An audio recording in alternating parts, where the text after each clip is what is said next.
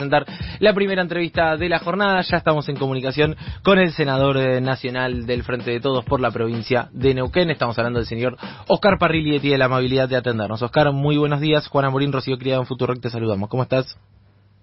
Ya, Juan, y buenos días a toda la audiencia. ¿Todo bien por ahí? Sí, todo bien, estoy bien. Empezando la semana. Bien, como todos, sí, como todos. Todos, Cuesta un poco, la verdad. Ya, sí. ya fin de año, pandemia, ya estamos todos cansados. Bueno, Oscar, ayer el Frente de Todos publicó una carta dirigida al Fondo Monetario Internacional en muy duros términos, y uno no dejaba de preguntarse si fue una nota, una publicación consensuada con Casa Rosada, o si, digamos, tomaron ustedes la decisión de manifestar esta postura.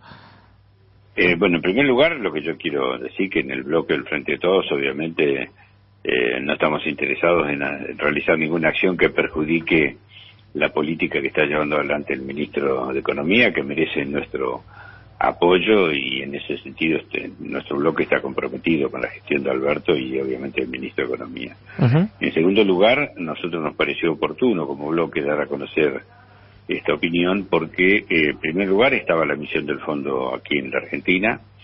En segundo lugar, hay una carta que de inicio de las conversaciones que el gobierno argentino le envió al Fondo Monetario Internacional de fines de agosto.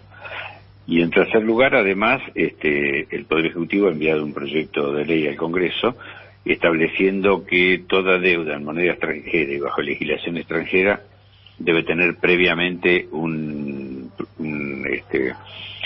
una ley que así lo avale y lo autorice, y además también prevé que todos los acuerdos que se suscriban con el Fondo Monetario Internacional deben ser aprobados por ley.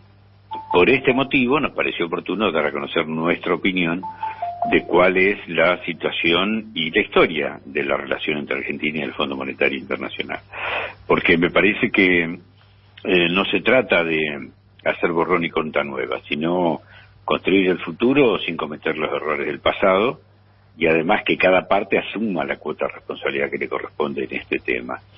Y en este sentido nosotros creemos que el Fondo Monetario Internacional como institución es muy responsable de la crisis económica que tiene la Argentina, no solamente por haber otorgado ese crédito irresponsable y en contra de todas las normas, sino además porque avaló todas las políticas económicas de Macri, y lo que nosotros en primer lugar le pedimos es que se abstenga de interferir en la política económica interna. No se trata de decir, bueno, reconocemos que cometimos errores, bueno, pero no los vuelvan a cometer. Sí, o demuestren en acciones que están dispuestos a subsanar ese error, porque si vos decís cometimos errores, pero te sigo exigiendo lo mismo que le hubiera exigido al macrismo, no me sirve de mucho, digamos. Sí, y además si nosotros nos seguimos comportando como el macrismo, tampoco le va a servir de mucho a los argentinos. Nosotros creemos que no se trata que el fondo se saque una foto con el Papa o la titular del fondo, sino que reconsidere sus políticas, reconsidere sus intereses, reconsidere las políticas que le exige a los pueblos y a los gobiernos del mundo, y que vea que además de todos los desastres económicos, porque el lugar donde el fondo estuvo no le fue bien a los pueblos, además tenemos la pandemia y pareciera que para ellos esto no existe. El mercado común, el Banco Central Europeo ha otorgado una serie de créditos blandos y subsidios a los estados de 360.000 millones de euros de plata que le dan para subsanar los problemas de la performance muy mala de la economía en cada país, para atender las necesidades sociales y económicas de su país. Y resulta que acá nosotros nos vienen a pedir que paguemos, le pagamos intereses este año, y pretenden que el año que viene le volvamos a pagar intereses. Entonces pareciera que estuvieran, no solamente antes de la pandemia, sino antes del macrismo y todo, como si no asumieran que cometieron errores gravísimos y que perjudicaron gravemente a las economías de los países, y que esto significó hambre, significó menos escuela, menos salud, menos educación, menos actividad industrial, menos desarrollo de las pymes, menos Claro. trabajo. Eso fue lo que... Entonces, en primer lugar le pedimos que se abstengan de condicionar, y en segundo lugar reconsiderar, como pide el ministro de Economía, los primeros pagos que se hagan recién a partir del 2025. Hola, Oscar, ¿cómo estás? Rocío Creo te saluda.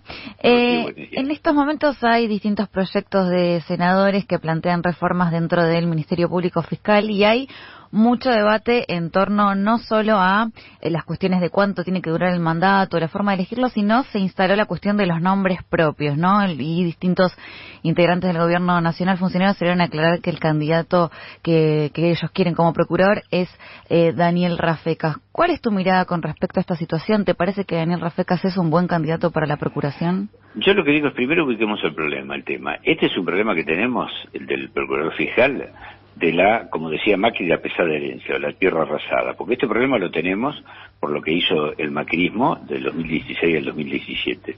Nosotros teníamos una procuradora fiscal que había sido designada en el año 2012 con el más del 90% del voto de los senadores, más de 60 votos, que estaba llevando adelante una tarea ejemplar de creando fiscalías especiales para los delitos de lavado de dinero, los delitos de trata de personas, del narcotráfico, y cuando vino el cambio de gobierno, en el 2015, Mauricio Macri se dedicó a perseguirla. La sola imputación que le hacía que era macrista. Esa era toda la imputación. Y además la persiguió verbalmente y dijo que se tenía que ir, que tenía que renunciar, hasta con la connivencia o la complicidad de un diario, le publicaron el teléfono de la hija. Obviamente comenzó su hija a recibir amenazas y bueno, no le quedó más remedio que renunciar, y así fue.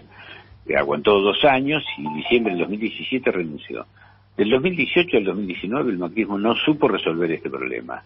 Propuso una candidata que no fue aceptada y nombró un procurador interino que lo puso a disposición de toda su política de persecución, toda su política del lawfare y al servicio de toda la persecución que hizo junto con Bonadío, Tornellis, los fiscales no solamente del gobierno Cristina, sino empresarios y, bueno, esto que hoy estamos conociendo como el espionaje político. Este es el procurador que tenemos. Lo que el gobierno envió un candidato que no obtuvo, no ha manifestado la oposición que le va a dar acuerdo. Nosotros lo que nos hemos puesto a hacer es a resolver este problema. Entonces comenzamos a estudiar los distintos proyectos que había. Nos encontramos con proyectos precisamente del macrismo que proponían que el cargo de procurador no sea más vitalicio, que tenga una reducción de un plazo de 5 años, algunos hablan con reelección o sin reelección, además que debería no 2/3 sino mayoría absoluta o mayoría simple, y además fundamentalmente que el procurador tuviera un plan de persecución criminal, que dijera cuáles son los delitos que se van a perseguir, y un control parlamentario, y una serie de modificaciones más para hacer que la procuración realmente sirva al objetivo que tiene que tener, que establece la Constitución, y sobre todo sirva al objetivo que vamos a tener pronto, que se está comenzando a instalar el nuevo Código Procesal Penal, donde el labor de los fiscales va a ser muy importante. Por este motivo estamos analizando este tema. Entonces, y además el presidente, en este Consejo de Expertos que ha nombrado, les ha solicitado opinión sobre la procuración, que creo que este miércoles van a examinar. ¿Qué es lo que hemos hecho nosotros? Bueno, estamos resolviendo el problema, o intentando resolver el problema que dejó el macrismo, debatiendo, discutiendo los distintos proyectos. Han pasado por la comisión varios expertos que están opinando, y una vez que se expida el Consejo Asesor, emitiremos o no dictamen y se habrá una nueva ley o, bueno, se tratará un nuevo proyecto. ¿Pero tienen algo contra Daniel Rafecas, como se dice? No, nadie tiene nada, no, para nada, no tenemos nada en contra de nada. ¿Les parece un buen candidato? Sí, a mí me parece que es un candidato que ha enviado al Poder Ejecutivo y merece mi respeto. Pero lo cierto es que no se ha podido nombrar porque no están los 2 tercios. Entonces acá se quiere enfocar el tema Rafecas sí, Rafecas no. Acá me parece que el problema es la herencia que nos dejó el macrismo de este tema, que resolver. Es lo mismo que con el fondo. Entonces ahora acepten lo que dice el fondo. No vamos a aceptar lo que dice el fondo, vamos a resolver el problema. ¿Y los ponen en una situación incómoda esta campaña de Elisa Carrió de aprobemos el pliego de Daniel Rafecas? Mire, ningún senador se ha expresado en ese sentido, así que lo dicho de Elisa Carrió corre por cuenta de ella. Claro. Ahora hay gente del oficialismo que dice ya están los 2 tercios para tratar el proyecto. ¿Ustedes entienden que no? No, nosotros entendemos que no están los 2 tercios. Si han manifestado en las últimas sesiones que no están de acuerdo. Ah, ok, bien. Oscar, aprovecho para llevarte a un tema que, si bien no está todavía pronto a tratarse, sí va a ser de tema de agenda en ya las próximas semanas, que tiene que ver con el proyecto de aborto legal. ¿Cómo lo ves vos en el Senado? Da la impresión, según los primeros poroteos, las primeras proyecciones, que en diputados va a ser un tratamiento un poco más fácil para la posibilidad de que obtenga media sanción, y que en el Senado puede ser un poco más complejo. Tu postura entiendo que está clara a favor del proyecto, pero te quería preguntar particularmente en el Senado, en el bloque, ¿cómo lo estás viendo? Bueno, obviamente yo lo voy a apoyar, ya lo he manifestado públicamente con anterioridad, y creo que va a ser una votación voto a voto. No quiero hacer predicciones porque tampoco he hecho el conteo del poroteo. Hay muchos senadores, algunos han manifestado su opinión, otros no, de manera que no quiero hacer proyecciones futuras, que claro que no lo sé. Yo creo que tenemos que esperar, y yo espero que se pueda sancionar, pero no puedo decir más que eso. Y Oscar, que el presidente del bloque del Frente de Todos sea José Mayans, con una postura tan clara, bueno, de hecho estos días volvió a aparecer con la misma postura que en 2018 en contra del proyecto. ¿Crees que es algo que juega en contra, que no tendría No, es una postura respetable porque la ha mantenido siempre, y en este tema hay libertad de conciencia para votar, no hay postura de bloque. Creo que en todos los bloques va a pasar lo mismo. Claro. La última, proyecto de aporte solidario de las grandes fortunas. Leí alguna declaración tuya el fin de semana donde anticipás que probablemente termine judicializado. ¿Por qué pensás que va a suceder eso? Y por otra parte, ¿qué futuro le augurás al proyecto? Bueno, yo espero que no se judicialice. Lo que yo dije es que hay algunos sectores afectados de las 9.500, 10.000 familias o 10.000 personas que van a tener que tributar, que están amenazando con ir a la justicia. Uh-huh. Ojalá no vayan, ojalá tengan un poquito de responsabilidad social, un poquito de vergüenza, simplemente. Son grandes fortunas, es plata que ni siquiera van a gastar en toda su vida, no se la van a poder llevar al cajón tampoco, de manera que entender de que primero por la tierra arrasada que nos dejó el macrismo, y después por esta tremenda agresión económica que tenemos los argentinos derivada de la pandemia, que se le pida a estas grandes fortunas un aporte solidario muy pequeño, me parece que deberían tener un poquito de solidaridad y de argentinidad, y tributarlo, ¿no? Porque además no va a ser permanente tampoco. Por eso yo aspiro a que no haya acciones judiciales, obviamente, y que este tributo se pague, además porque tiene fines muy claros y muy específicos. Pero además me parece que los que hablan de esa manera están demostrando una avaricia y están demostrando una falta de solidaridad y de cariño por la Argentina y por los argentinos. Muchos de ellos entraron a blanqueo, son los que evadieron impuestos, no pagaron impuestos y llevaron la plata afuera. Blanquearon gracias a Macri y dejaron la plata afuera, plata que ganaron con el trabajo de los argentinos, con los recursos naturales argentinos, con la riqueza argentina. Ganaron, no pagaron impuestos, se la llevaron afuera, y ahora cuando se les pide una pequeña contribución para solucionar en parte el problema de la pandemia, ponen el grito en el cielo. La verdad que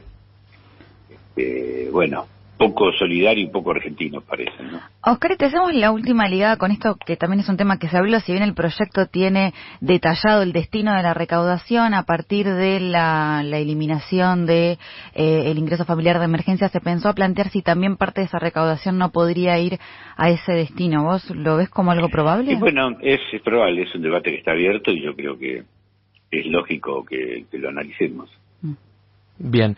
Oscar Parrilli, muchas gracias por la comunicación. No, por favor, muchas gracias, Juan, hasta cualquier momento. Hasta cualquier momento.